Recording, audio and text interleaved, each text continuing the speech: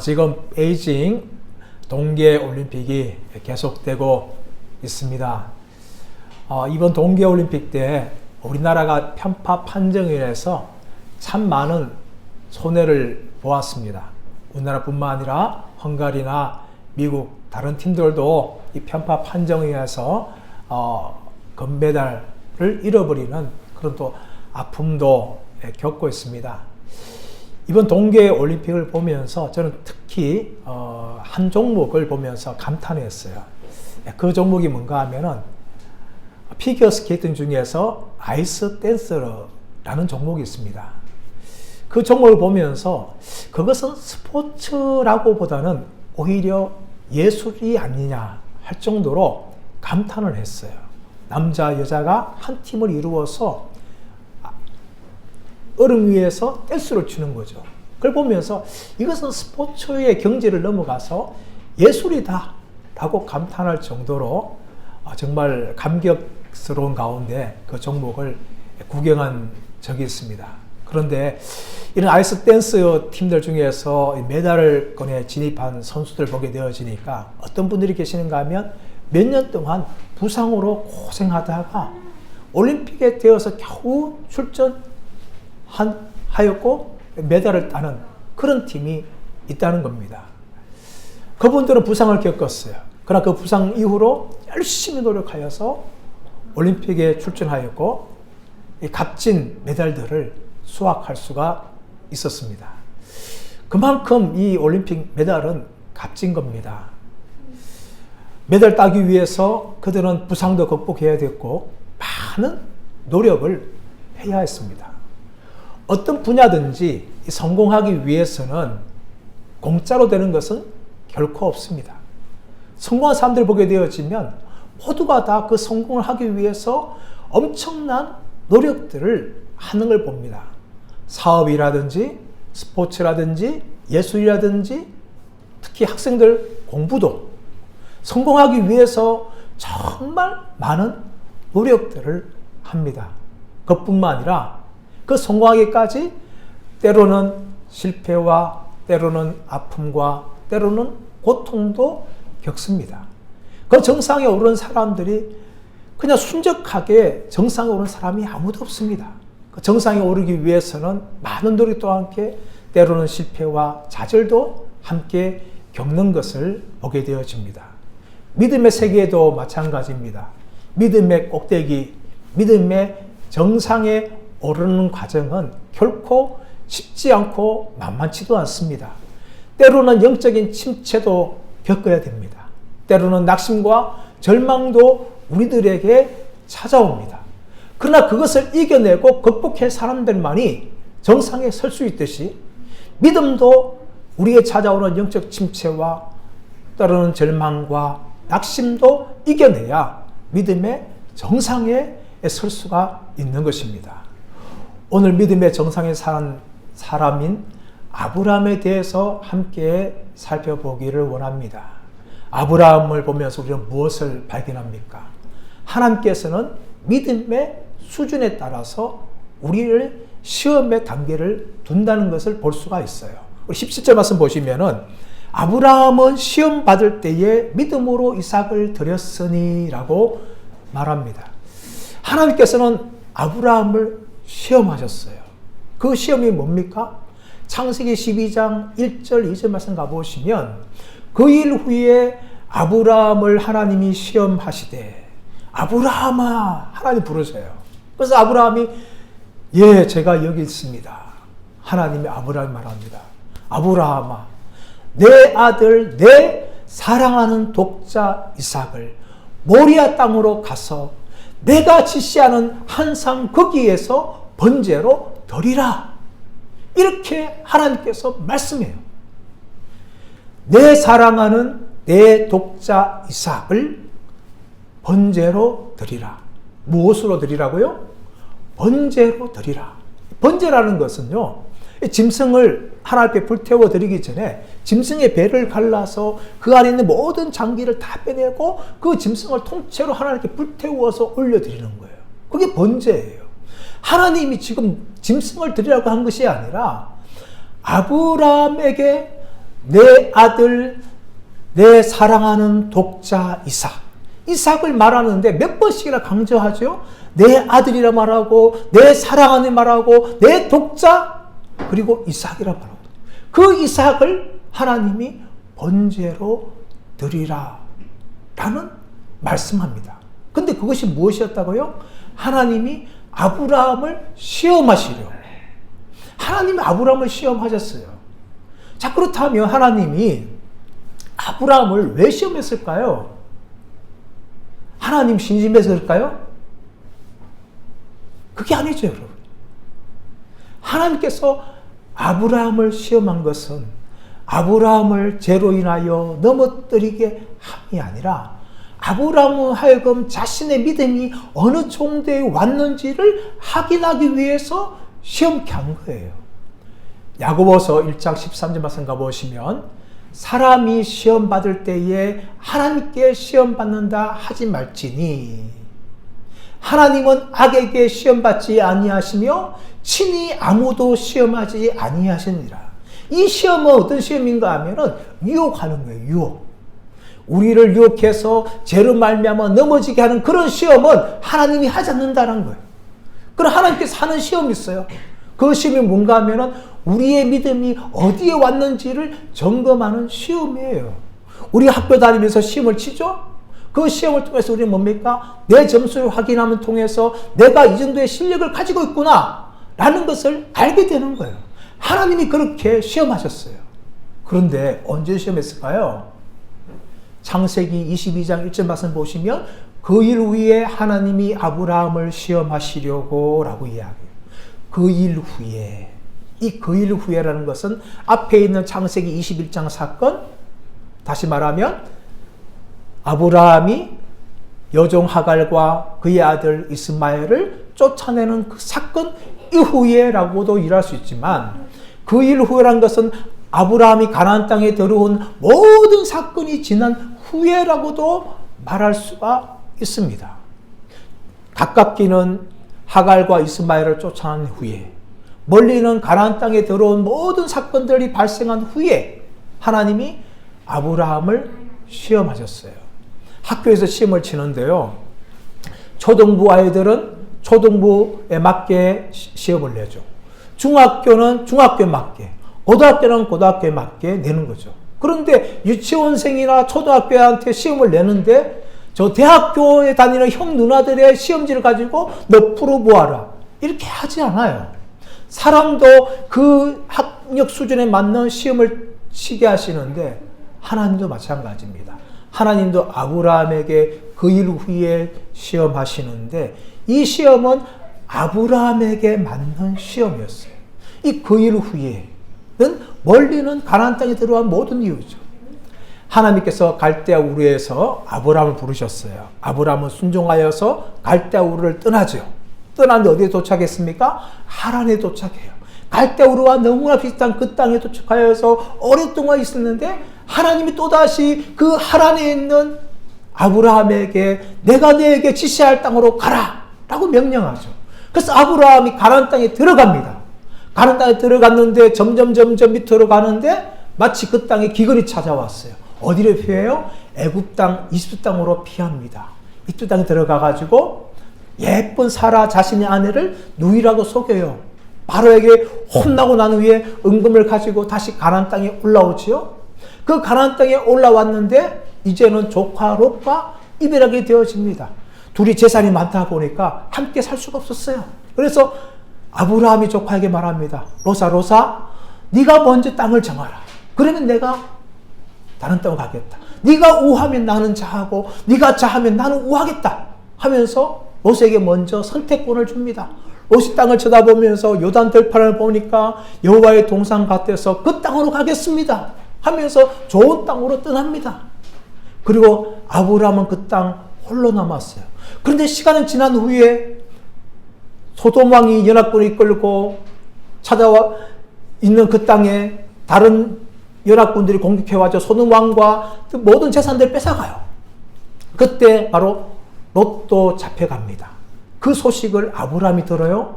아브라함이 들으면 어떻게 합니까? 집에서 기른 신하들 318명을 데리고 그 종들을 데리고 가서 싸워서 롯을 구출해 냅니다. 그리고 난 후에 아브라함에게 하나님 말씀합니다. 아브라함아, 아브라함아, 나는 내 방패요, 너의 큰 상급이다. 그렇게 말씀합니다. 그리고 아브라함에게 내가 너에게 하늘의 별처럼 땅의 모래처럼 후손들을 많게 하겠다. 그런 약속을 합니다. 하지만 아브라함이 그 하는 약속을 받은 후에도 마음이 흔들리고 말았어요. 창세기 16장에서 사라가 나이가 많으니까 이제 아들을 낳을 수 없으니까 여종 하갈을 아브라함에게 붙여줍니다. 아브라함과 하갈이 자고 난 후에 아들이 생겨요. 이스마엘이 생깁니다.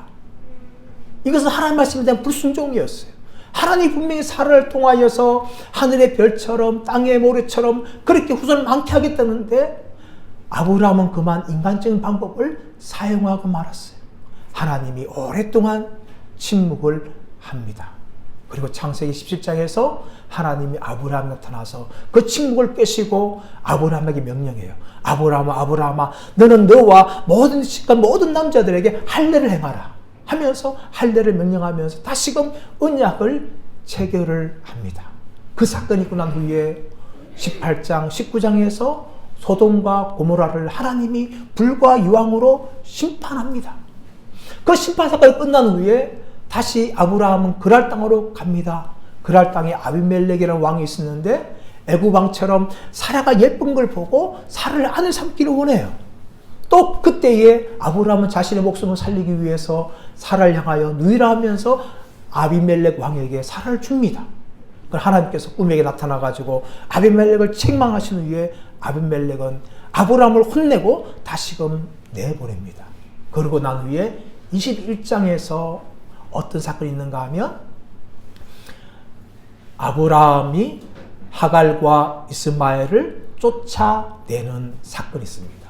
바로 그 사건 후에 지금 오늘 창세기 22장에 바라고 있는 이 하나님의 시험이 있게 되어지는 겁니다.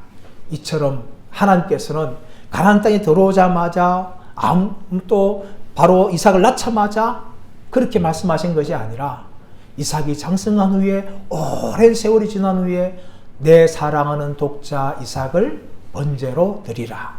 이렇게 하나님이 말씀한 거예요. 이것은요, 우리 믿음의 어른들한테 내 아들, 내 딸을 목사로 바치겠습니다. 또 사모로 바치겠습니다. 그 정도의 수준이 아니에요. 믿음이 좋은 어른분들 같은 경우는 아들을 낳고 딸을 낳으면은 내 아들을 목사로 드리기를 원합니다. 내 딸을 사모로 드리기 원합니다. 이렇게 소원 기도하는 분들이 계세요.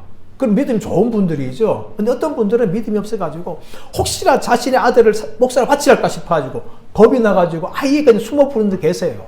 또 아들이 목사한다고 하면 기를 쓰고 말리는 분들이 계세요.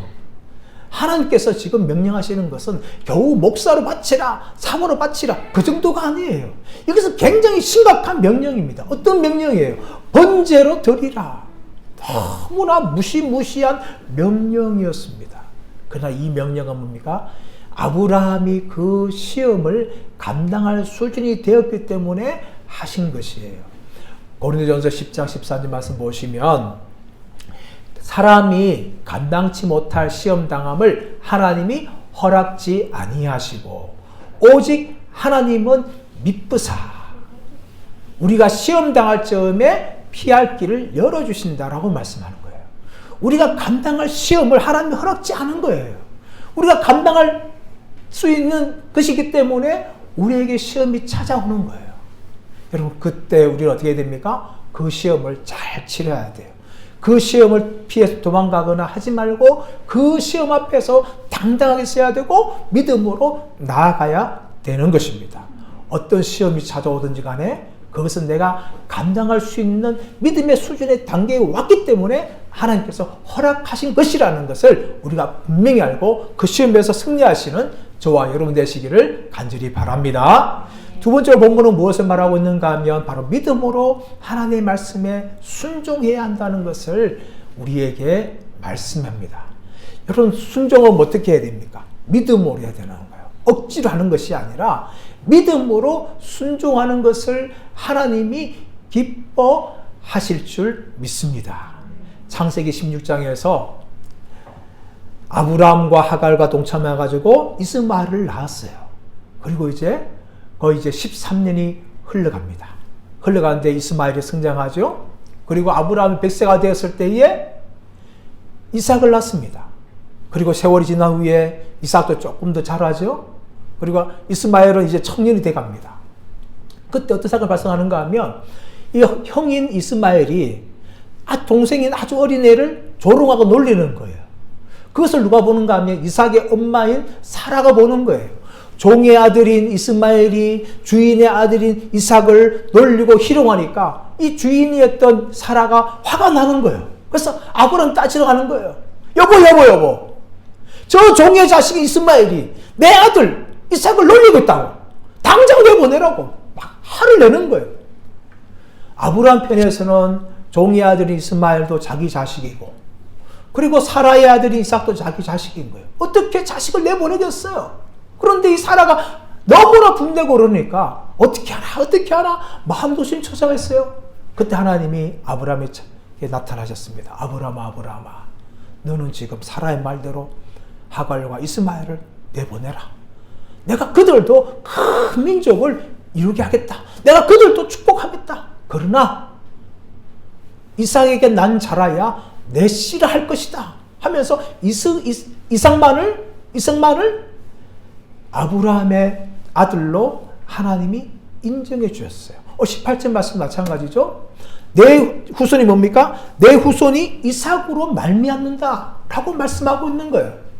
이삭을 통해서 태어난 사람들이야말로 아브라함의 후손이라고 하나님께서 인정해 주시겠다라고 말씀합니다.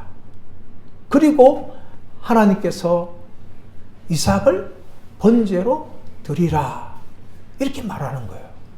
만약에 여러분 이삭을 번제로 드린다면은 어떻게 이삭을 통해서 후손이 나올 수 있을까요? 있을 수 없는 거죠. 그런데 하나님께서는 아브라함에게 무엇을 말씀하시는가 하면 내 자손은 이삭으로 말미암아 태어날 것이 말씀하시는데 번제로 드리라고 그렇게 하나님이 아브라함에게 말씀합니다. 그때 여러분 아브라함은 이해가 되지 않았어요. 근데 어떻게 했습니까? 하나님의 말씀에 즉시 순종합니다. 창세기 22장 3절 말씀 보시면 아브라함이 일찍 일어났어. 나귀의 안장을 지우고 두 종과 이삭과 번제 드릴 나무를 가지고 출발하더라. 그렇게 말씀합니다. 여러분 자신의 아들을 그것도 100세에 난 아들을 번제로 드리는 그 사건은 결코 작은 사건이 아니에요. 큰 사건입니다. 그런데 이런 사건을 순종하는 데 있어서 아브라함이 한 가지를 생략해요. 그것이 무엇인가 하면 자신의 아내 사라와 상의하는 내용이었어요. 여러분 아들을 번제로 바치는 것이 얼마나 긴급하고 중요한 것입니까? 그러나 아브라함은 정작 그 중요한 사건을요 아내와 상의하지 않아요. 근데 많은 남자들이 어떻습니까? 요즘도 아내 속을 썩이는 남자들 보면은 중요한 결정을 하는데 아내와 상의도 하지 않고 아내의 말을 듣지 않는 사람들이 종종 있어요. 남의 빚 보증 서는데도 돈 빌려주는데도 아내 말하지 않고 자기 혼자 도장 찍는 사람들이 있어요. 그러다가 이 가정에 큰 어려움을 찾아오게 하는 남자들이 있어요, 여러분. 지금 아브라함도 그런 케이스가 아닙니까? 지금 자신의 아들을 번제로 드리라고 하는데 그 중요한 순간에 아내 사라와 상의하지 않고 아침 일찍 두 종과 이삭만 데리고 아내 몰래 떠나겠는 것입니다. 여러분 만약에 아브라함이 사라와 상의했다면 어떻게 되었을까요?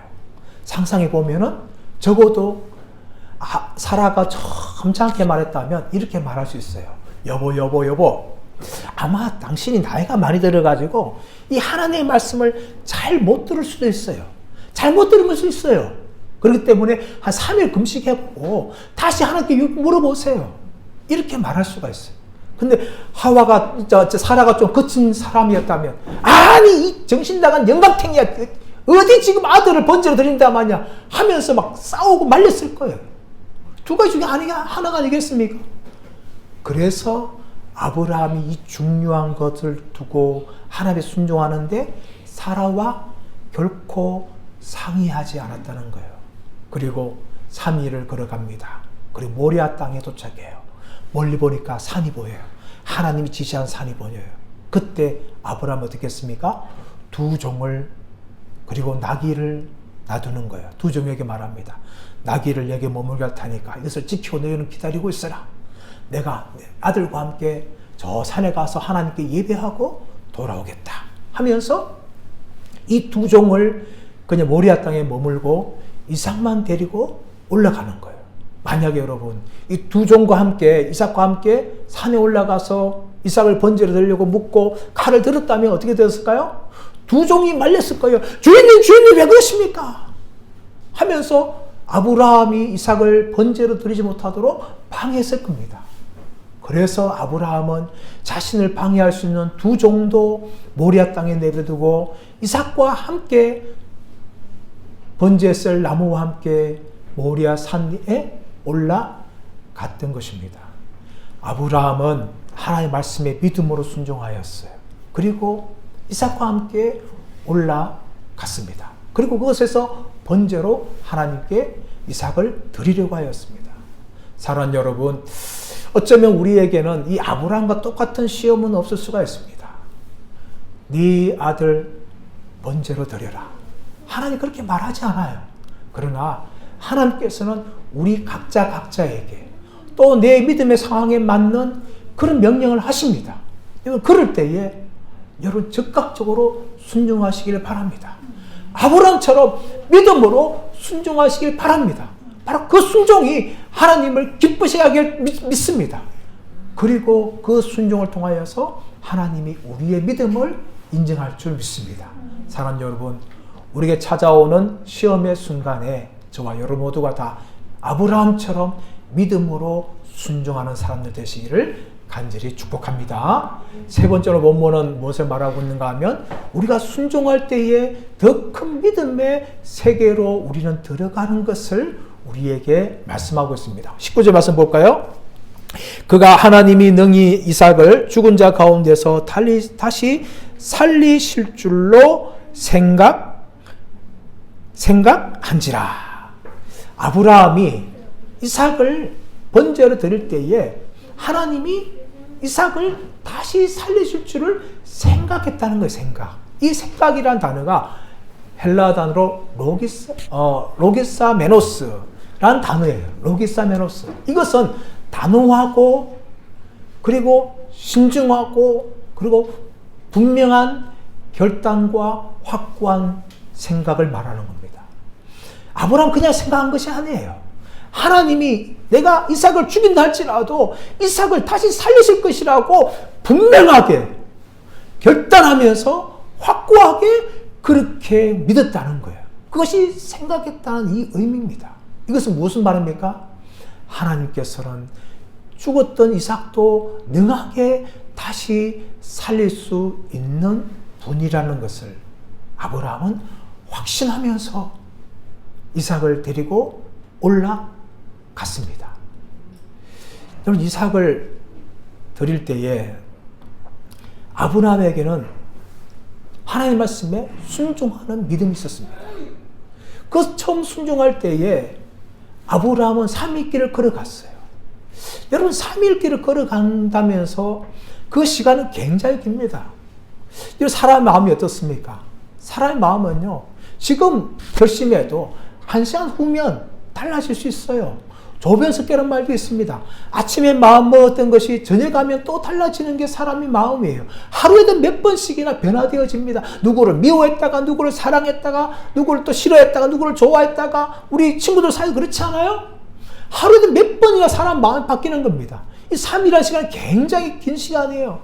아브라함 모리아 땅으로 걸어가면서 별별 생각 다 했을 거예요.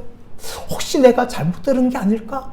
사람의 말처럼 3일 금식하면서 다시 하나님께 물어봐야 되는 것이 아닌가? 라고 생각할 수 있어요. 아니면 내가 치매가 걸려가지고 100세가 넘어가 치매가 걸려가지고 내가 하나님 말씀을 잘못 들은 건 아닐까? 하나님 정말 나를 사랑하는 분이라면 어떻게 약속한 이삭을 바치라는가? 하나님 이해할 수 없는 분이네 하면서 별별 생각을 우리가 3일 동안 다 할 수가 있는 거예요. 근데 아브라함은 그 3일 길을 걸어가면서 무엇을 확신했는가 하면 하나님에게는 불가능한 분이 없는 거다. 나에게 100세의 아들을 주셨다면 내가 그 아들을 번제로 드린다 할지라도 하나님은 능히 그 아들을 살릴 수 있는 분이라는 것을 아브라함은 믿기 시작했어요. 그것이 부활에 대한 믿음이었습니다. 그것은 불가능한 일이에요. 어떻게 죽은 자가 살아나겠습니까?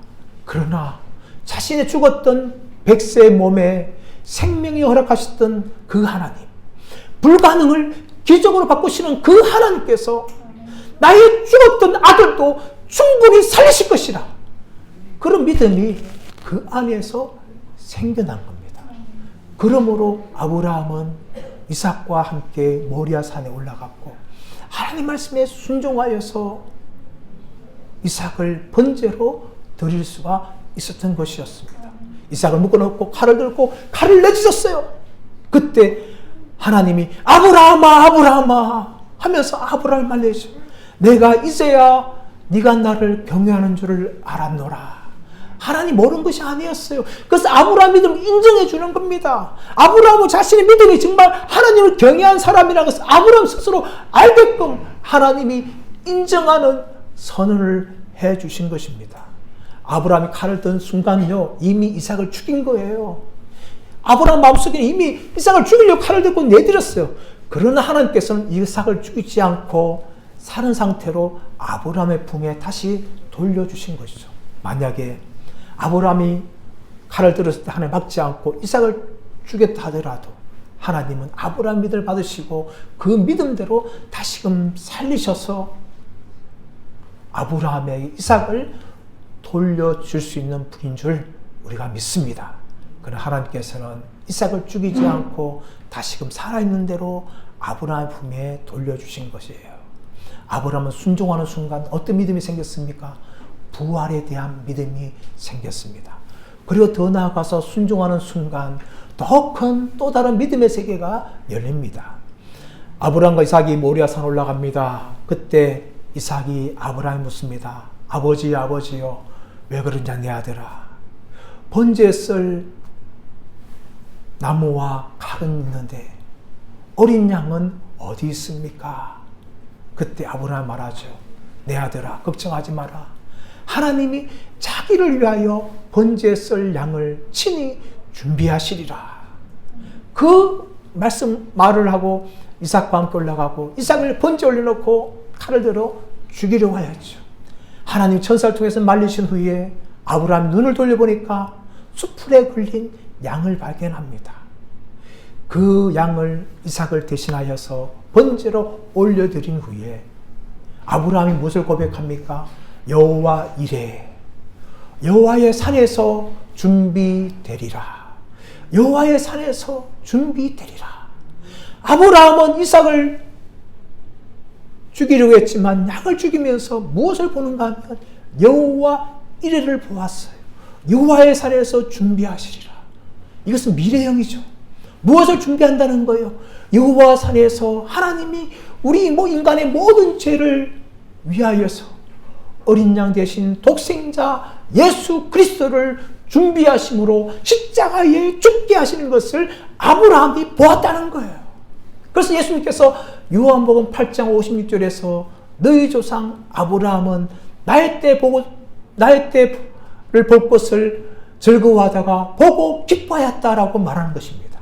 예수님께서는요, 아브라함이 양을 번제로 드린 그 순간에 앞으로 2000년 후에 이 여호와의 산에서 우리의 죄를 위하여 십자가에 죽으시는 예수님을 보았다는 거예요. 그 예수님께서는 너희 조상 아브라함이 나의 때를 볼 것을 즐거워하다가 보고 기뻐했다는 거예요. 이것이 아브라함에게 열린 믿음의 눈이었습니다.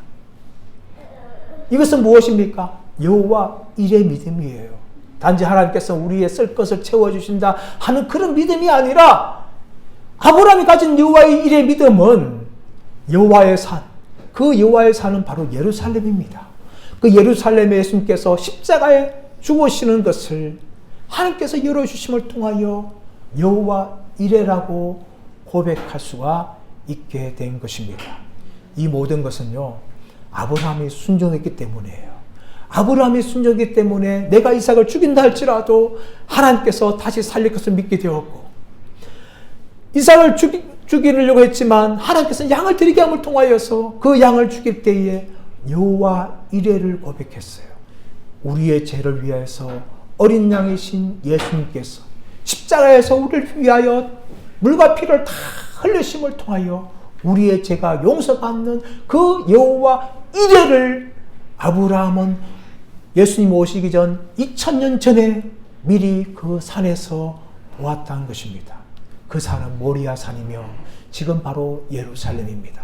그 예루살렘에서 예수님께서는 우리의 죄를 위하여 십자가에 달려 죽으셨던 것이었습니다. 사랑하는 여러분, 아브라함은 믿음의 정상에 섰습니다. 그 정상에 서기 위해서는 오랫동안의 시간이 걸렸습니다. 우리 아이들이 어릴 때 보면은 바다를 좋아하죠. 바다를 좋아하면서 바닷가에 놀아요.